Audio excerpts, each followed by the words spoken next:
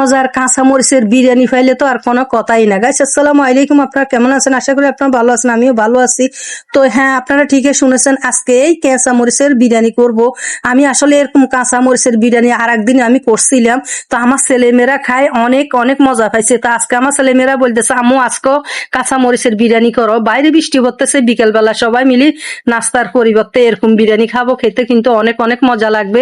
হালকা হালকা জাল, তেমন মানে জালও না তেমন মিষ্টিও না, মিডিয়াম ভাবের, এত মজা হবে। তো একটুখানি যদি আপনার মাংস থাকে তাহলে তো আর কোনো কথাই নাই। তো এখানে দেখুন আমি পেঁয়াজগুলো একটু থেতল করে নিছি, আর এখানে জিরা বাটা, মানে আদা বাটা সবগুলো একসাথে আমি এখানে মেইন করে বাটি নিছি। বাটি তারপর এই এখানে পেঁয়াজগুলো একটু থেতল করে নিব, মাংসগুলো একটু থেতল করি, তারপরে মশলা যেগুলো বাড়ছি সে মশলাগুলি এখানে আমি অ্যাড করে দিব মাংসের সাথে। হলুদ গুঁড়ি, মরিচের গুঁড়ি, তারপর স্বাদ মতন লবণ, তারপর তেল, সবগুলো দিয়ে ভালো করে এখানে একদম হাতে একদম মেখে চটকে চটকে মেখে নিব, যেন একদম আসে আসে গোস্তর ভিতরে যত ধরনের মশলা আছে সবগুলো যেন ঢুকে যায়। ঢুকে এভাবে ভালো করে মাখি, তারপরে এখানে আমি 10 মিনিটের জন্য রাখি দিব। চাইলে আপনারা আরো বেশি রাখতে পারেন, কারণ আমার ছেলে মেয়েরা একদম তর্স হইতেছে না, বলতেছে তাড়াতাড়ি করে বিরিয়ানি রান্না করো, আমরা বিরিয়ানি খাবো। গাছ বিশ্বাস করেন এত মজা হইছে এই কাঁচা মরিচের বিরিয়ানি। তো আমি সত্যি বলতে কি লাস্টের দিন আমি ভিডিওটা আপনাদেরকে দেখাইতে পারবো না, কারণ মানে রান্না করার সাথে সাথে আমার ছেলে মেয়েরা বলতেছে তাড়াতাড়ি বাড়ি দাও, তাড়াতাড়ি বাড়ি দাও। তো তাদেরকে বাড়ি দিতে দিতে আমি ওই আমার ভিডিওর কথা একদম আমার খেয়াল ছিল না, আর ভিডিও করতে আমার মনে ছিল না। একদম আমি যা রান্না করছি সেটে ফুটে আমার ছেলেমেয়েরা সব খাই শেষ করে দিছে। আমি আর ভিডিও করতে পারলাম না, আপনাদেরকে দেখাইতে পারলাম না, আন্তরিকভাবে দুঃখিত।